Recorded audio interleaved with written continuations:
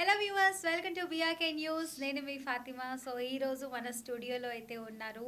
So personal లోన్కి సంబంధించినటువంటి manager Lahari గారు ఉన్నారు. సో లహరి గారిని అడిగి పర్సనల్ లోన్ గురించి ఎలా తీసుకుంటే మంచిది, అసలు ప్రాసెస్ ఏం జరుగుతుందో ఆఫీస్లో, సో ఇక్కడ వర్క్ చేస్తున్నప్పుడు ఎలా ఉంటుంది, ఎంప్లాయ్మెంట్ కానీ ఎలా ఇస్తారు, సో వీటి వివరాలన్నీ అయితే నేను మీకు ఇక్కడ చూపించేస్తాను. మాట్లాడి తెలుసుకుందాం. నమస్తే. హాయ్. హాయ్ అండి. ఏం చేస్తున్నారు? ఓకే.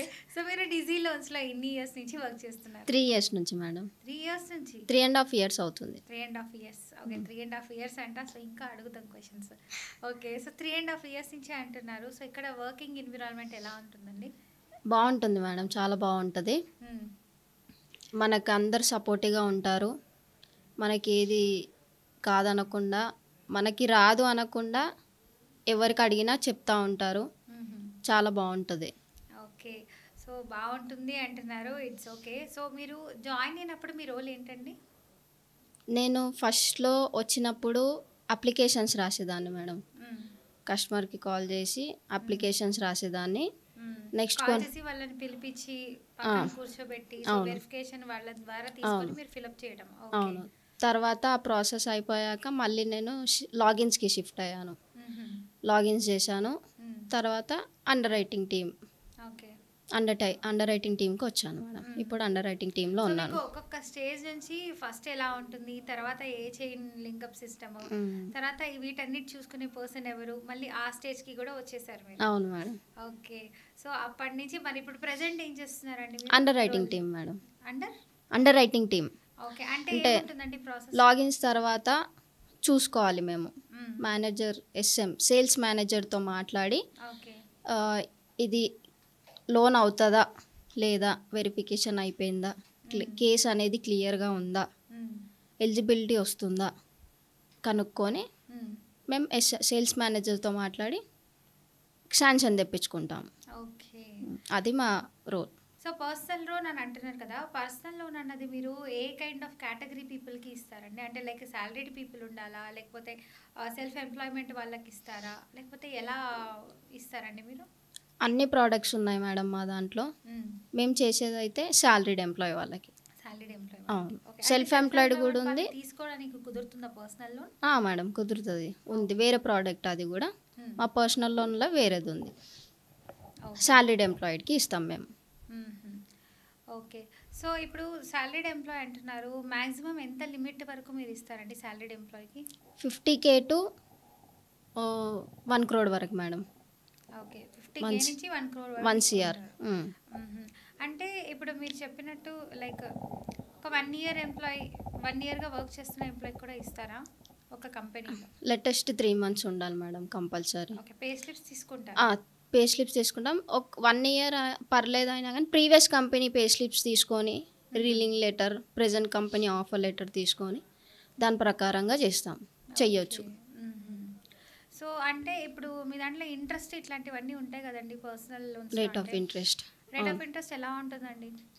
ఇప్పుడు సిబిల్ 750, 15 lakhs అనుకోండి, 10.8 ఉంది మేడం. ఓకే. ఇప్పుడు 7 lakhs అంటే 11.15 అలా. సిబిల్ 750 అబౌవ్. 700 ప్లస్ ఉండాలి.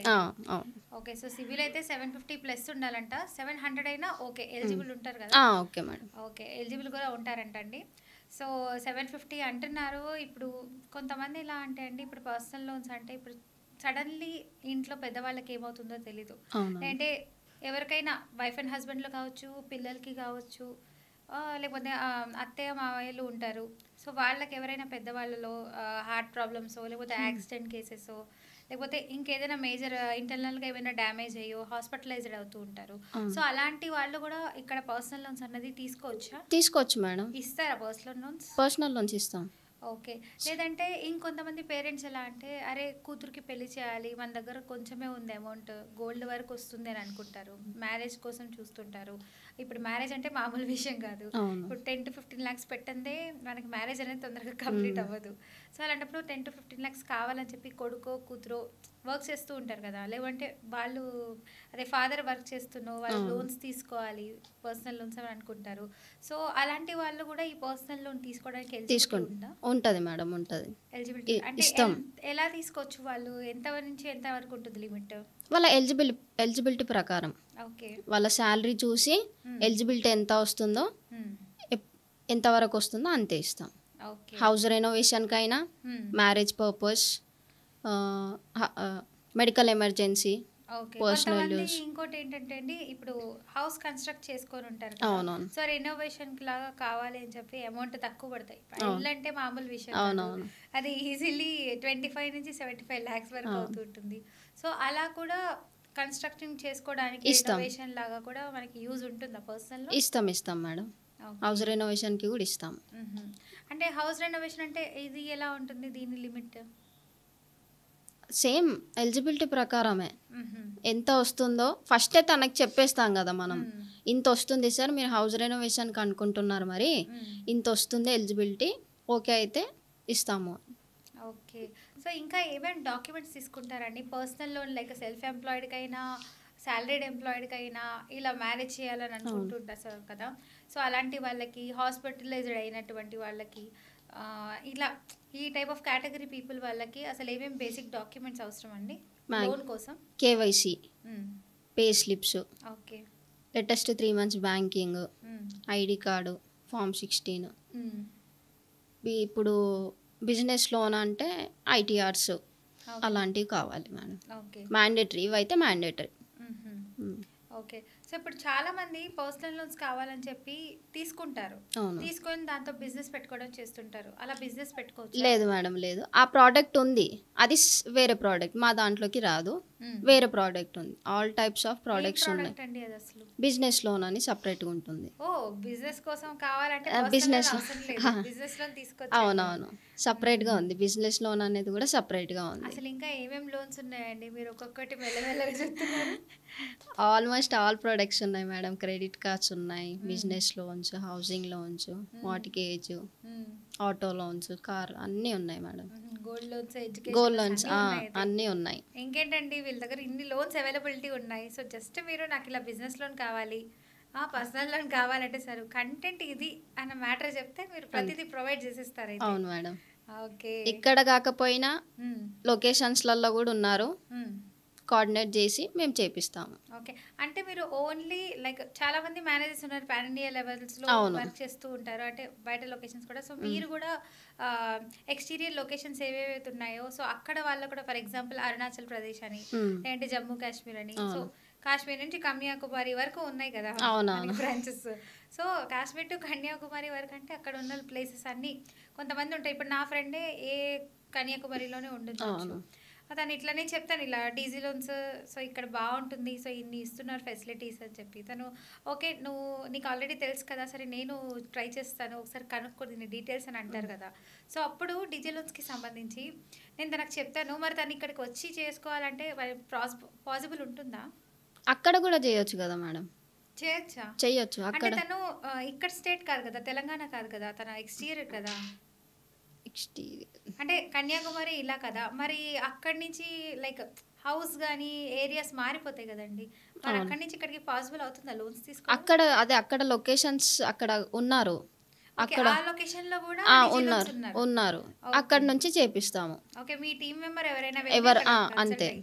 ఓకే, సో అక్కడికక్కడ ఉంటుంది కాబట్టి. అవునవును, అక్కడ కూడా ఉన్నారు, కోఆర్డినేట్ చేసి చేపిస్తాం. సో మీరు ఇక్కడి నుంచే అక్కడ వరకు మాట్లాడి సో ఇది ఇలా అని చెప్పి చెప్పగలుగుతారు. అయితే చూసారు కదండి ఎంత నెట్వర్క్ ఉందో వీళ్ళకి. ఓకే, సో ఇంకా ఏమేమి ఉన్నాయండి ఇప్పుడు? నాట్ ఓన్లీ బిజినెస్ కాకుండా ఇంకా ఏం లోన్స్ ఉన్నాయి? మ్యూచువల్ లోన్స్, కార్ లోన్స్ అని అన్నారు. సో ఇప్పుడు కొంతమంది మ్యూచువల్ ఇప్పుడు లైక్ కొంతమంది ఎలా అంటే బెట్టింగ్ యాప్స్ అని చెప్పి ఇట్లాంటి వాటికి కూడా ఇన్వెస్ట్ చేసేస్తూ ఉంటారు మనీ. మరి అలా పర్సనల్ లో కుదురుతుందా చేయడం? లేదు మేడం, యాక్సెప్ట్ చేయము. బ్యాంకింగ్ లో చూసేస్తారు కదా, అప్పుడు మాకు తెలిసిపోతుంది, అలాంటి వాటికి ఇవ్వము. బ్యాంకింగ్ లో తెలిసిపోతుంది మాకు, ఈ యాప్స్ బెట్టింగ్ ద్వారా వీళ్ళు యూజ్ చేస్తున్నారు అని అప్పుడు యాక్సెప్ట్ చెయ్యము. ఓకే. సో ఇంకొంతమంది అండి పర్సనల్ లోన్స్ అని చెప్పి వేరే వేరే బిజినెస్ షేర్స్లో పెడుతూ ఉంటారు. మరి అలా పెట్టొచ్చా పర్సనల్ లోన్? పెట్టొద్దు మేడం. మరి దేనికి యూస్ చేస్తే మంచిది అంటారు? సపరేట్గా ప్రోడక్ట్ ఉంది మాకు, అందులోనే చేపిస్తాము. అంటే ఇప్పుడు మీరు చెప్పినట్టు బిజినెస్ లోన్ కావాలన్నటువంటి వాళ్ళు బిజినెస్లోనే, పర్సనల్ లోన్కి పర్సనల్ లోనే అట్లా. సో అలా ఏ కేటగిరీ పీపుల్కి అలా ఉంటుందన్నమాట. అవును. మరి ఇప్పుడు సిబిల్ స్కోర్ అన్నారు కదా, సో సిబిల్ స్కోర్ది కూడా మీరే చూసుకుంటారా? అవును మేడం. ఓకే. ఇప్పుడు చాలా మంది సిబిల్ స్కోర్ ఎలా అంటే అండి, ఇప్పుడు 750 అని అన్నారు కదా అవును. మీరు. సో కొంతమంది తెలిసిన వాళ్ళలో 700 ఉంది ఓకే. వాళ్ళకి సిబిల్ స్కోర్. బట్ వాళ్ళు ఆధార్ పాన్ తీసుకెళ్తారు కదా, సో అక్కడ ఏముందంటే వాళ్ళు సిబిల్ స్కోర్ చూస్తే చాలా బాగుంది, బట్ ఇందులో ఆధార్ పాన్ ఇచ్చినా కూడా అది వర్కౌట్ అవ్వట్లేదు, అసలు ఏం జరిగింది ఏమో అర్థం కావట్లేదు అని అంటుంటారు. అసలు ఏం జరిగి ఉంటుంది? అంటే లోన్ రావట్లేదు అంటున్నారు. శాంక్షన్ అవ్వట్లేదు అంటే తనకి ఆల్రెడీ సిబిల్ చెక్ చేయాలి ఫస్ట్. సిబిల్ బాగుంది, సిబిల్ బట్ ఆధార్ పాన్ తీసుకొని వాళ్ళు సబ్మిట్ చేశారు, అయినా కూడా లోన్ రావట్లేదు అంటున్నారు. అంటే దీనికి కారణం ఏమై ఉండొచ్చు? ఏదో ఒక ఇష్యూ ఉంటుంది మేడం దాంట్లో. సిబిల్ గురించి, సిబిల్ గురించి అయినా పర్లేదు, మళ్ళీ ప్రీవియస్గా లోన్స్ డాక్యుమెంట్స్ లోనే ఏమైనా ఫాల్ట్ ఉంటుంది, లేకపోతే డిలే పేమెంట్స్ అట్లా ఓవర్ డ్యూస్ కస్టమరు అలా ఉంటుంది, ఏదో ఒకటి ఫాల్ట్ ఉంటుంది. అట్లా ఈజీగా అయితే మీరు చెప్పినట్టు కొంతమంది ఇప్పుడు లోన్స్ తీసుకుంటారు కదా, ఫర్ ఎగ్జాంపుల్ ఒక 10 lakhs తీసుకొని ఉంటారు, క్రెడిట్ కార్డులో వచ్చి ఒక 6 lakhs 5 lakhs వాళ్ళు కట్టుకోవాల్సి ఉంటుంది.